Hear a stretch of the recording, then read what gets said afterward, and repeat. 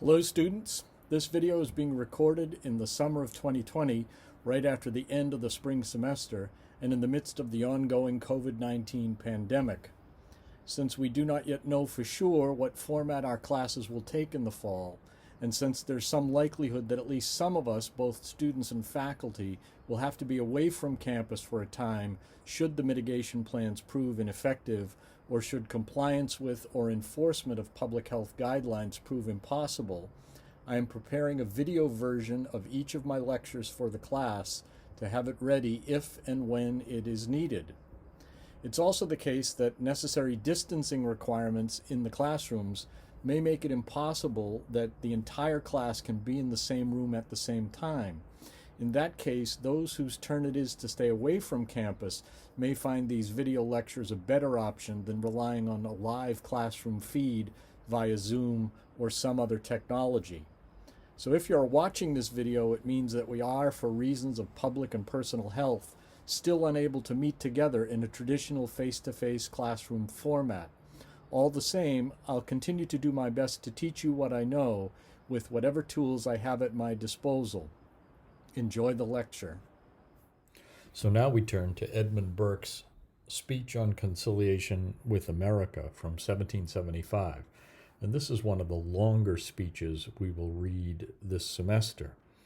All the same, we'll try to do our best to offer a good summary and discussion of the famous Burke speech. Edmund Burke was born in Dublin, Ireland, to a Catholic mother and a Protestant father. Now you have to remember why this is important, because at the time in the British Empire, there were severe restrictions on the practice of the Catholic faith, and one of the things Burke is most noted for in his political career is his work for or in favor of Catholic emancipation. He attended Trinity College in Dublin and graduated in 1748. Of course, Burke is considered to be one of the most famous of the British orators, but he is in fact Irish. In 1756, Burke wrote a book entitled A Philosophical Inquiry into the Origin of Our Ideas of the Sublime and the Beautiful. And one of the things that book discusses is the ways in which we can use language to create a sense of beauty or a sense of the sublime. It is a book essentially on the aesthetics of language. And that brings us back to Burke's rhetorical training. At Trinity, he would have studied classical rhetoric and probably studied with Thomas Leland, who was a famous classical rhetorician and a translator, perhaps the most prominent translator of the works of Demosthenes in the 18th century. In 1756, Burke also married Mary Nugent, who was also a Catholic. And then in 1759, while now working for the government of Great Britain, Burke began to publish the Annual Register, and he remained editor of that Annual Register until 1788. And the reason this is important is that the Annual Register included within it a yearly summary of all of the facts and details, especially about the economy of the colonies, including the American colonies. And that made Burke one of the most well-informed members of the British Parliament on issues related to the American colonies. In 1766, Burke made his first speech in Parliament, and William Pitt, who was at the time probably the most noteworthy orator in Parliament, said of Burke's speech that it was spoken in such a manner as to stop the mouths of all Europe, by which he meant it was a splendid and eloquent performance. In 1770, Burke published a pamphlet entitled Thoughts on the Cause of Present Discontents, and this today is a work that is still read as an explanation or justification for the need for political parties, and especially for the need for a loyal opposition to an entrenched government. In 1774, Burke gave another famous speech on American topics, and this was on American taxation, perhaps only slightly less famous than the speech that we're reading this semester. And then, of course, in 1775, he delivers the speech on conciliation with America. Now, note the date, 22 March 1775. If you know your history of the American Revolution, this is actually less than a month before the first battles of the American Revolution at Lexington and Concord. So Burke is attempting to find a solution to the animosity between Great Britain and the American colonies before there is outbreak of war. So when we talk about the exigence here and the audience and constraints, but we'll begin with thinking about the rhetorical situation and thinking about the exigence. The exigence would be the potential disruption of the empire. The American colonies were one of the gems of the British Empire, and yet through successive ministries, the British government had really botched their governing, their relationship of the colonies. And so part of what Burke is attempting to do here is to repair that relationship, to find some grounds on which the American colonies and the British government can return to a peaceful relationship, and by that, the American colonies can remain within the British Empire. The audience in this case, the immediate rhetorical audience, would be the other members of the House of Commons. They would be the people who would be potentially persuaded by Burke's arguments and who could vote on a new policy that would change the direction of the relationship between Great Britain and the colonies. But of course, we know that Burke lost the debate, or he certainly lost the vote, and he lost it substantially. So we also can think about the way in which the speech is designed to reach an extended audience, both extended outside of the House of Parliament, and in particular, an audience of the American colonists themselves, but also to an extended audience in time. The speech, in a lot of ways, speaks to us many generations later because it offers to us a kind of model for political judgment and deliberation. And this is one of the key points that Stephen Brown makes in his analysis of the Burke speech. We can think about the constraints. The immediate political constraints, of course, is that Burke is in the minority party in Parliament. His position is not especially popular. By this time in 1775, many people in Great Britain, certainly many people in the British government and in the British ministry, are fed up with the antics of the American colonials. They want to, and many of them want to, punish America for its disobedience, for its reluctance to pay taxes, for the different demonstrations of protest that have occurred over the previous decade.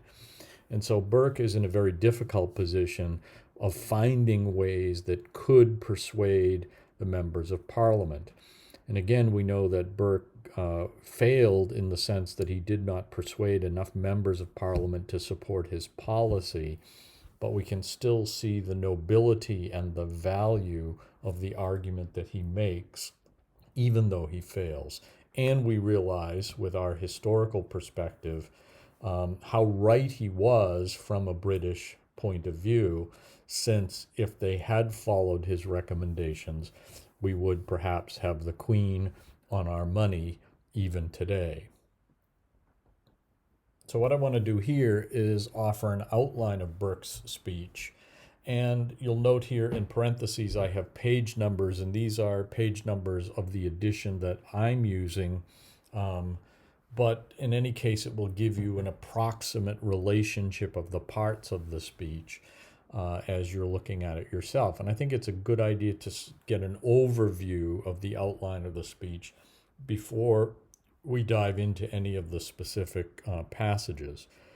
In the introduction, one of the things that Burke does is bring up the question of deliberation and how we approach a question of deliberation, and what are the various sort of perspectives from which we can do that. He also introduces the reasons for his own personal credibility on the issue, especially of the American colonies.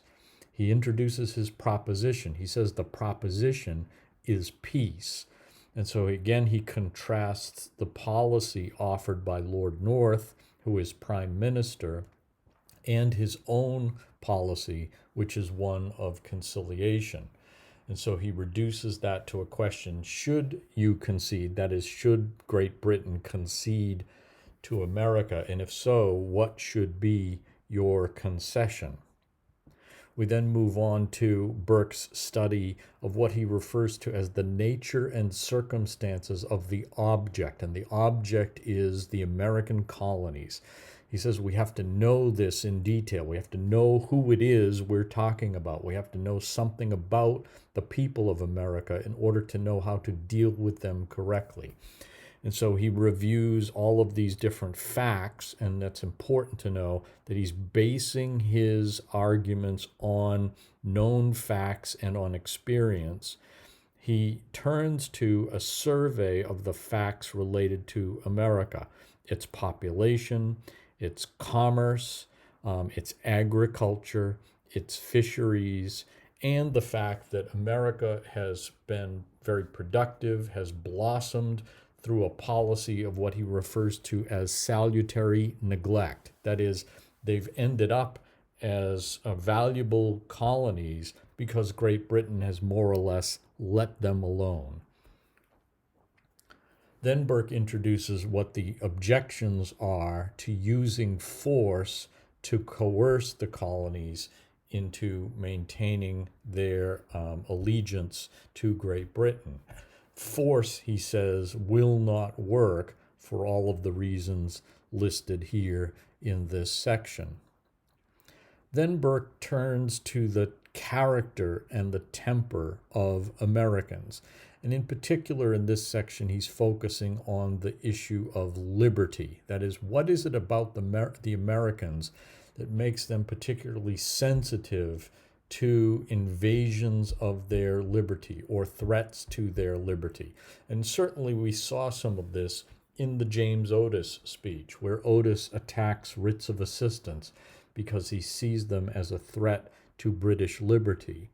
But Burke points out most of the Americans are English descendants, that when they left England or when their ancestors left England, they left with a love of liberty, and that was particularly focused on questions of taxation or taxes, that it is on the issue of taxation that Americans feel that threat of liberty specifically, and that this comes out of British tradition itself, that Americans have a love of popular governments, that is, of being represented themselves in their government.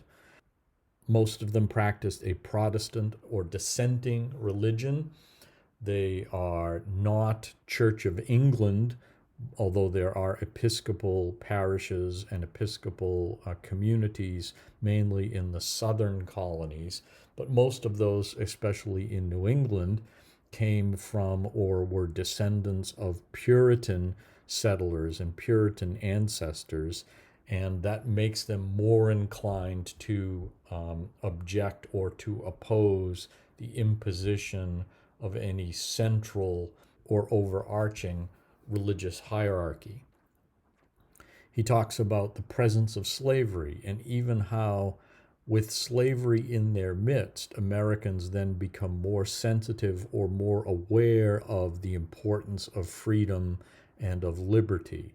He talks about the importance of education, and in particular, education in the law, how many Americans, although there weren't that many altogether, still, even among as a portion of their population, there were a significant number of lawyers. So they were very good at arguing, at disputation, And he says in the famous passage, they augur misgovernment at a distance. That is, they can figure out from the seed or principle of a policy whether or not it would endanger their liberty, whether or not a particular policy would be, as James Otis said, an instrument of slavery.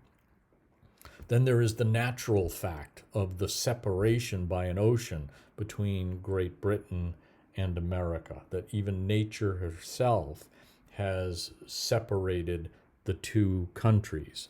So, and then Burke offers a kind of summary of the causes of the discontent.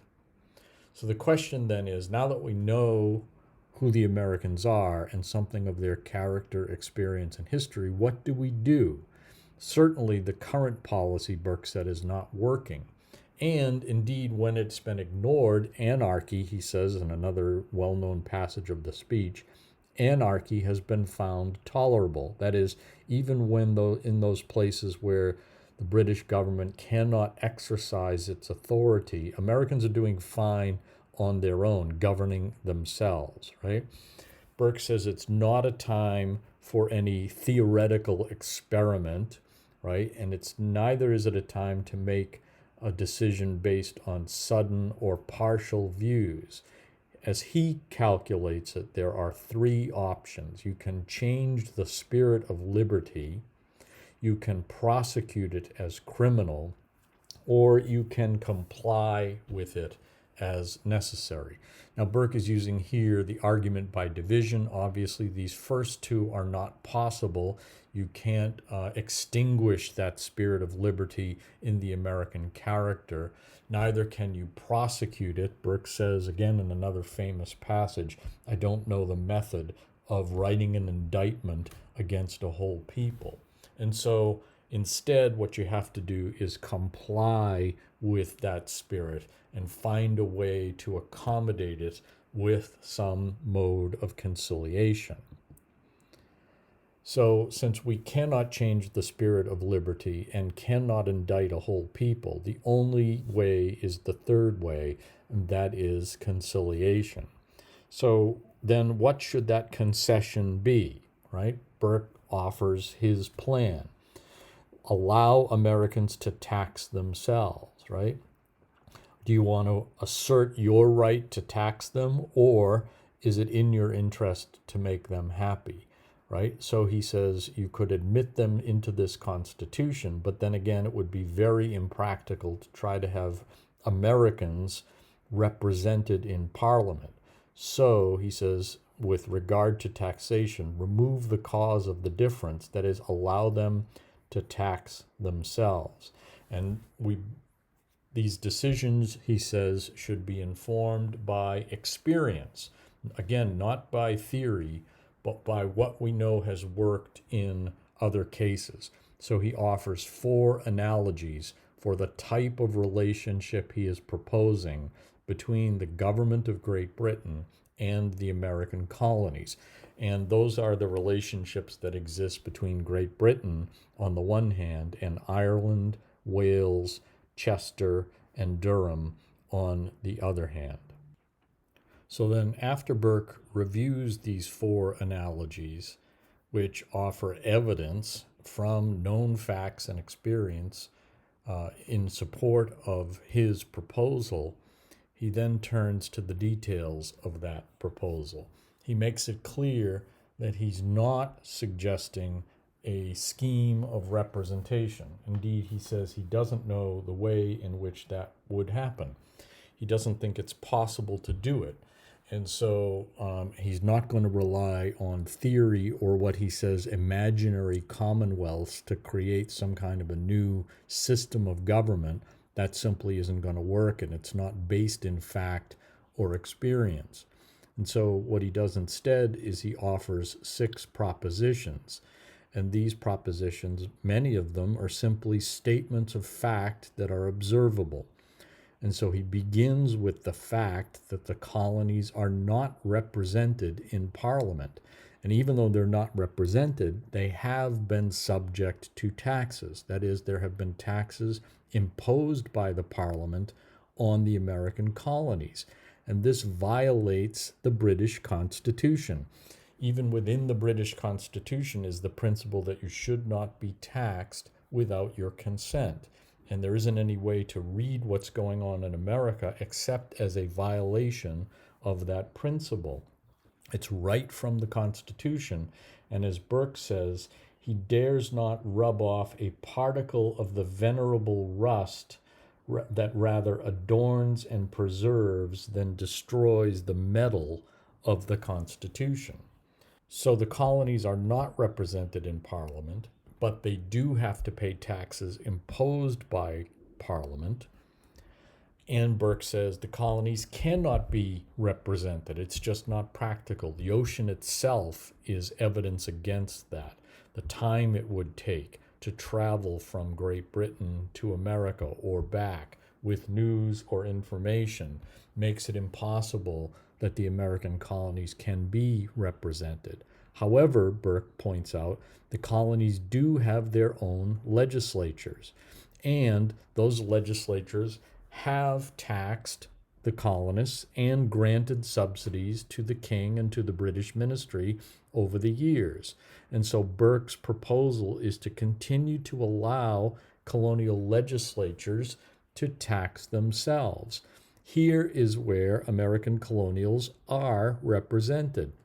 If you are living in the colony of New Hampshire, you are represented in the colonial legislature of New Hampshire, and Burke is willing to allow the colonial legislatures to tax the people of the colonies and then to send those taxes as they're needed to Great Britain, but to not have those taxes imposed by what Americans considered to be a foreign legislature. It would be like, for instance, the American objection to this would be like how we might feel if the Canadian Parliament today were to impose taxes on the people of New Hampshire. Of course, none of us would feel like paying those taxes because we're not represented in the Canadian Parliament. Then Burke goes on to offer some additional resolutions regarding repealing existing laws, and in particular, existing taxation laws, specifically the tax on tea, which is a remnant of the Townshend duties which had been passed in 1768, and also to remove the coercive acts. These were acts of Parliament, laws that were passed in response to the Boston Tea Party in December of 1773. And these parliamentary legislative acts closed the port of Boston in attempt to punish Massachusetts economically. They also repealed the Charter of Massachusetts and changed its form of government, placing a military governor as the chief executive officer of the colony. And it also altered the judiciary in Massachusetts, and in particular, the admiralty courts in Massachusetts. And so Burke is saying, repeal all of those existing laws, because each one of them is a source of an irritation to the people of the colonies. Then Burke considers possible objections to his proposal, and then he moves on to consider the alternate, which is the present ministry's proposal, the present ministry's policy under Lord North. Burke points out that in contrast to his view, which is based on experience and on known facts about the colonies, Lord North's proposal is what he refers to as a new thing. It's an experiment. It's theoretical, right? And so he compares the two policies. His is plain and simple, and the other consists of what he refers to as perplexed mazes. His is mild, the other is harsh. His is based on experience, the other is new. And so here in this summary part of the contrasting of the two proposals, we see also this lesson in judgment and deliberation. We see one of the ways in which Burke, by making this contrast, is also recommending the way that deliberative bodies ought to judge questions of great moment, such as the issue of conciliation with America. And then Burke offers a concluding remark to his famous speech. So there's an outline of the speech to give us a sense of how the whole speech works. And as I said, it's a very long speech, and we won't have time to look at every single passage. But this will give us a sense of how all the rest of what we talk about fits within the overall structure of the speech. So here are some of the key questions we can ask as we reflect on Burke's speech. And one of them is, how does Burke portray himself and his opponents? We saw a little bit of this in that contrast of his plan with that of Lord North and the ministry. And so this becomes one of the central themes in the speech. As you're reading it, look through the speech and find those places where Burke contrasts his own view with that of the ministry, his plan with that of the ministers, his experience with the theory of the ministers. This becomes one of the motifs of the Burke speech, and it's one that Stephen Brown reflects on in his article on Burke. Another key question is, what is Burke's underlying philosophy of political judgment? Burke is often mentioned as the father of British conservatism, and he's still widely admired by intellectual conservatives today. And in part, it's because of the value he places on experience and tradition and facts as the basis for judgment, and not rather on ideology or theory or imagination. And so when we see this description of Burke's philosophy of political judgment, we can begin to look for expressions of that in the speech. And again, Brown's essay talks about this quite a bit in a revealing fashion. How does Burke characterize Americans? One of the reasons this speech is very popular, or was very popular in America through most of the 19th century, is because of how admiring Burke is of Americans and the American character. Although Burke never visited America, he knew America as well as anybody could in Great Britain in the 18th century, because he had studied every available bit of information about Americans. And that comes through especially in the earlier parts of the speech, where he's talking about the American character, or talking about the facts related to American agriculture and American commerce and American fisheries and the like. And so I think this is one of the key things we can focus on. How does Burke characterize Americans? And then we can also look at a question that we've addressed before, and that's the way that Burke characterizes his own plan in contrast to the policy of the ministry. Just like he contrasts his own perspective and his own experience with that of the ministry, it's also interesting to look at the specific contrasts that he draws between his proposals and the current policy of Lord North. And then we could ask again, as we did when we discussed the rhetorical situation, who is Burkes' audience? And especially knowing that his plan was doomed to failure, because Burke could count as well as anybody, he knew he did not have the votes.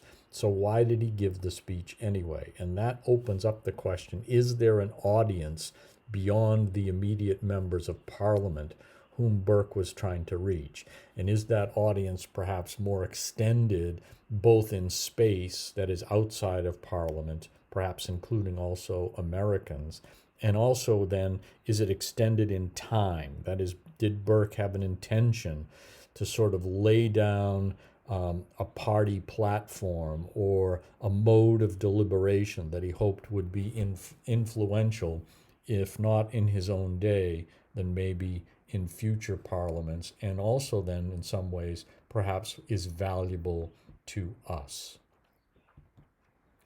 So Stephen Brown, who wrote a book on Edmund Burke and wrote that chapter or essay that I asked you to read on Burke's speech on conciliation, had some interesting observations about Burke, and he focuses those in particular on what he calls the pragmatic basis of Burke's rhetorical judgment. So one of the key questions in Brown's essay is about what is the mode of judgment that is demonstrated or enacted in Burke's speech. That is, as you read the speech and you see Burke talking about deliberation and judgment, he's not only introducing a theory or an idea about how political judgment should be executed, but he's also demonstrating or enacting that theory as he gives the speech. And that's what Brown refers to as rhetorical judgment. So from Brown's essay, we can focus on some of the highlights that the speech on conciliation, he says, is a declaration and demonstration of Whig ideology in its moment of crisis. Burke's speech may be understood in a more general sense as an act of exemplary judgment. Burke seeks to induce a perspective ordered by experience, a perspective that is located in history, not outside of it. So there again, we can see the importance of Burke's contrasting his proposals with the sort of imaginary commonwealths or theoretical policy of Lord North and the ministry, because Burke's view, Burke's perspective is one that is grounded in history and in experience. So let's take a look at some of the key passages in Burke's speech. And again, it's a long speech. We won't be able to study every passage in the speech, but we can look at a few that maybe throw some light on answers to some of these key critical questions that we've just introduced. So we see at the beginning of the speech, in the introductory portion, that Burke talks about the importance of the return of the Parliament or the House of Commons' deliberative capacity. The bill, which had already left the House and gone to the Lords, was amended and now sent back to the House. And as Burke says, this is a kind of an omen. He says, I look upon it as a sort of providential favor by which we are put once more in possession of our deliberative capacity upon a business so very questionable in its nature, so very uncertain in its issue. So Burke is telling us here that not only is he going to discuss conciliation with America, but he's going to focus on or give us an enactment or a demonstration, as Brown would say, right, of a method of deliberation, because we're now not only taking up the issue again, but we're once again in our deliberative capacity on an issue of great moment. By the return of this bill, Burke says, which seemed to have taken its flight forever, we are at this very instance nearly as free to choose a plan for our American government as we were on the first day of the session. And of course, then Burke takes the opportunity to introduce the new plan. And we can see also one of the instances where Burke contrasts his philosophy with that of the British ministry. He says, I found myself a partaker in very high trust.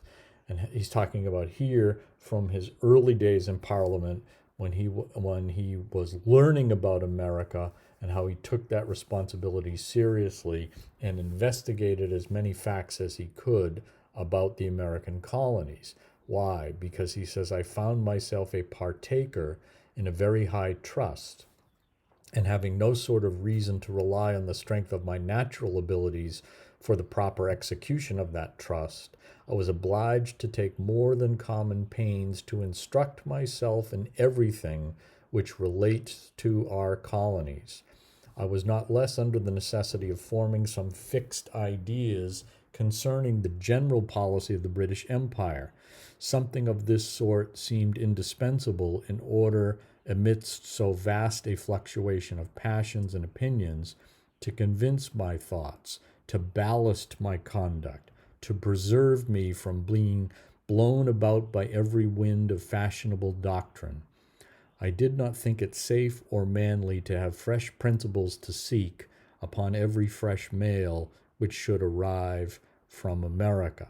So Burke is talking about a contrast between a policy that is rooted in knowledge, in facts and experience, and based or founded on fixed principles or fixed ideas, versus a policy which, in the midst of fluctuating passions, he says, right, seems to change or alter with every wind of fashionable doctrine, or with every fresh mail which should arrive from America, right? You don't change your fundamental principles are abiding.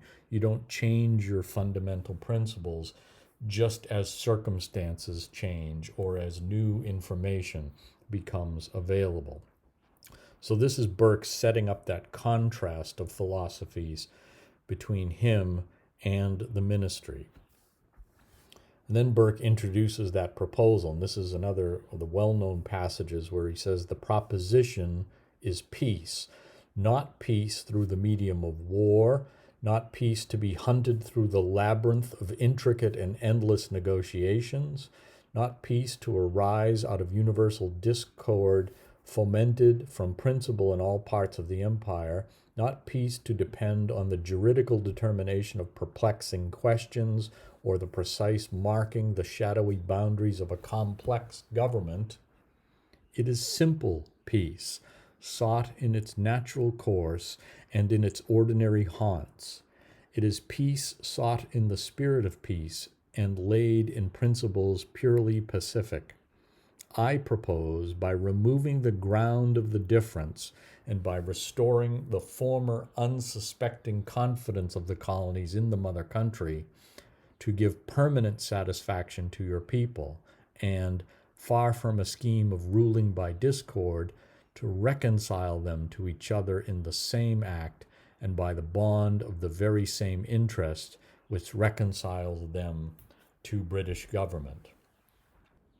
So we see here again part of that contrast that Burke draws between his own proposal and that of the ministry. His is peaceful and mild, theirs is harsh, his is simple, theirs is complex. And again, the main thing Burke is driving at here is to reconcile the colonies with Great Britain, right? Finding a way to settle peacefully the dispute between the colonies and the mother country, rather than to continue the discord. Again, contrasting the philosophies, right? Indeed, sir, to enable us to determine both on the one and on the other of these great questions with a firm and precise judgment, and he's referring to the questions, should you concede, and if so, what should your concession be, right? To enable us to determine both on the one and on the other of these great questions with a firm and precise judgment, I think it may be necessary to consider distinctly the true nature and the peculiar circumstances of the object which we have before us. Burke is talking here about America. The object is America. And so we need to know the nature and peculiar circumstances of the colonies in order to judge rightly about them. So we see Burke not only talking about conciliation with America, debating that policy, but also enacting and demonstrating a mode of judgment in deliberation. And so he's recommending that that judgment be based on knowledge, on facts, on experience, and not on mere theory. He says, because after all our struggle, whether we will or not, we must govern America according to that nature and to those circumstances, and not according to our own imaginations, nor according to abstract ideas of right, by no means according to mere general theories of government, the resort to which appears to me in our present situation no better than arrant trifling. So there's a good summary passage which sets up that contrast of political philosophies and approaches to deliberative practice.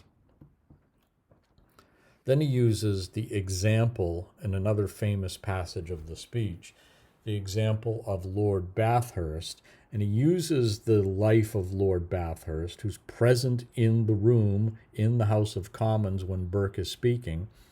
He uses Lord Bathurst as an example, that is, as a way of introducing some of those facts, some of that experience that we have about what America is. He talks about how the great growth of America has occurred within the lifetime of an individual. And Burke says again, Mr. Speaker, I cannot prevail on myself to hurry over this great consideration. It is good for us to be here. And where are we? He says, where we can see this whole issue, we can see all of the issues involved in conciliation and conflict, and we can make a judgment from that perspective. We stand, he says, where we have an immense view of what is and what is past. Clouds indeed and darkness rest upon the future. Let us, however, before we descend from this noble eminence. So think of that. If you're up on top of a high hill or a mountain, how you can see in all directions. And that's kind of an image, a figurative image for Burke, which relates to this necessity of judging and knowing and seeing rightly. So he says, let us, however, before we descend from this noble eminence, reflect that this growth of our national prosperity has happened within the short period of the life of man. It has happened within 68 years. There are those alive whose memory might touch the two extremities. For instance, my Lord Bathurst might remember all the stages of the progress.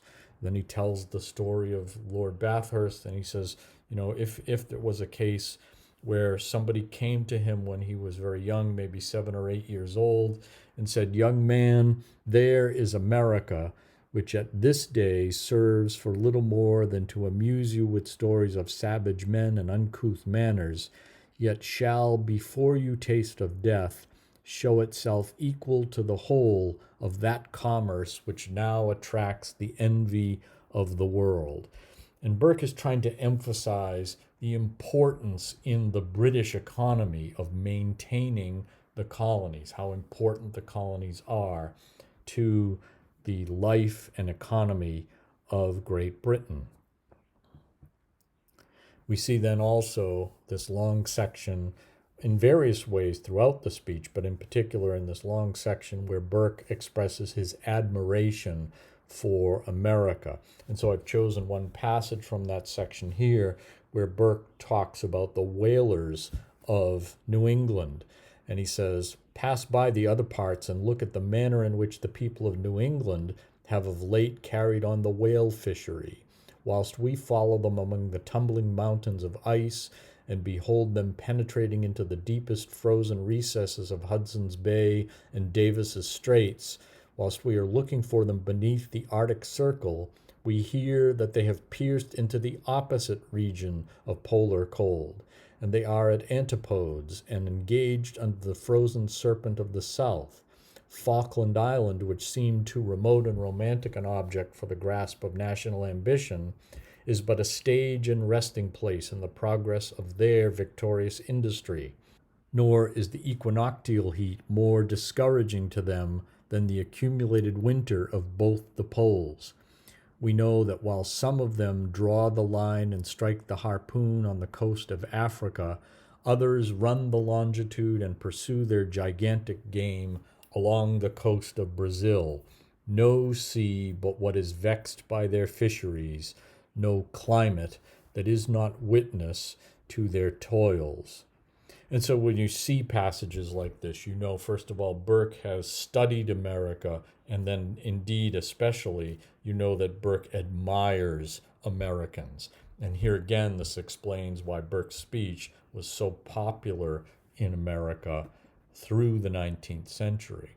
Indeed, it was one of the speeches that students at the University of New Hampshire had to read as part of their entrance examination to get into the university at the end of the 19th century. They were expected to have read this speech in high school. And then another section with Burke reflecting on the governing of America by Great Britain. Neither the perseverance of Holland, nor the activity of France, nor the dexterous and firm sagacity of English enterprise ever carried this most perilous mode of hardy industry to the extent to which it has been pushed by this recent people, a people who are still, as it were, but in the gristle and not yet hardened into the bone of manhood, because America is a young nation or a young people. It's recently settled. It's only in Burke's time about 150 years since Europeans had been settled in America. So he goes on to say, when I contemplate these things, when I know that the colonies in general owe little or nothing to any care of ours, and that they are not squeezed into this happy form by the constraints of watchful and suspicious government, but that through a wise and salutary neglect, a generous nature has been suffered to take her own way to perfection. When I reflect upon these effects, when I see how profitable they have been to us, I feel all the pride of power sink, and all presumption in the wisdom of human contrivances melt and die away within me. My rigor relents. I pardon something to the spirit of liberty. So here Burke is recognizing that Americans are developing themselves with a unique character as a unique people. They're still within the British Empire, but what they have achieved largely because they have been left alone. And Burke wants to acknowledge that and, as he says, pardon something to the spirit of liberty, to meet that spirit and not to try to extinguish it. So then Burke, at different places in the speech, reflects on American liberty, and here are a few shorter passages where he does that. He says, "A nation is not governed which is perpetually to be conquered, and men may lose little in property by the act which takes away all their freedom." So even something, for instance, as insignificant, seemingly insignificant as, say, a tax on tea, if it is not a tax imposed by a legislature in which you are represented, you may not lose very much in paying the tax, that is, you may not lose very much in property, but you will have given away by the precedent all of your freedom to tax yourselves. Then he says in another place, "In this character of the Americans, a love of freedom is the predominated feature, which marks and distinguishes the whole. And as an ardent is always a jealous affection, your colonies become suspicious, restive, and untractable whenever they see the least attempt to wrest from them by force or shuffle from them by chicane what they think the only advantage worth living for." And again, their love of liberty fixed and attached on this specific point of taxing. Liberty might be safe or might be endangered in 20 other particulars without their being much pleased or alarmed. Here, that is with regard to taxation, here they felt its pulse, and as they found that beat, they thought themselves sick or sound. Then another passage related to liberty, one of the more famous passages in the speech. "Here they anticipate the evil and judge of the pressure of the grievance by the badness of the principle. They augur misgovernment at a distance and snuff the approach of tyranny in every tainted breeze." And again, Burke is not just describing Americans, but he's also demonstrating his agreement and admiration with their understanding of liberty, freedom, and taxation. We see some other places, again in some short passages, where Burke indicates his political philosophy. "To speak the plain truth, I have in general no very exalted opinion of the virtue of paper government, nor of any politics in which the plan is to be wholly separated from the execution." We see throughout the speech that Burke contrasts experience and history and facts with government based on theory or imagination, right? So he says again in another place, refined policy has ever been the parent of confusion. And again, the question now on all this accumulated matter is whether you will choose to abide by a profitable experience or a mischievous theory, whether you choose to build on imagination or fact. There's that contrast summarized brilliantly in one sentence by Burke. All government, indeed, every human benefit and enjoyment, every virtue and every prudent act is founded on compromise and barter, which is what he's recommending, conciliation, right? We balance inconveniences, we give and take, we remit some rights that we may enjoy others, and we choose rather to be happy citizens than subtle disputants. And here again is a kind of sideways remark criticizing the ministry and their approach to America. And then finally, something that's quite a bit less subtle, a great empire and little minds go ill together. Then we see places where Burke directly characterizes the ministry's policy. We were confident that the first feeling, if not the very prospect of anarchy, would instantly enforce a complete submission. The experiment was tried. A new, strange, unexpected face of things appeared. Anarchy is found tolerable. And here Burke is referring specifically to the coercive acts and the Massachusetts Government Act, which repealed the Charter of Massachusetts. And the people of Massachusetts, the people of the colony, still were able to govern themselves fine without any help from Great Britain. But remember, when you have completed your system of impoverishment,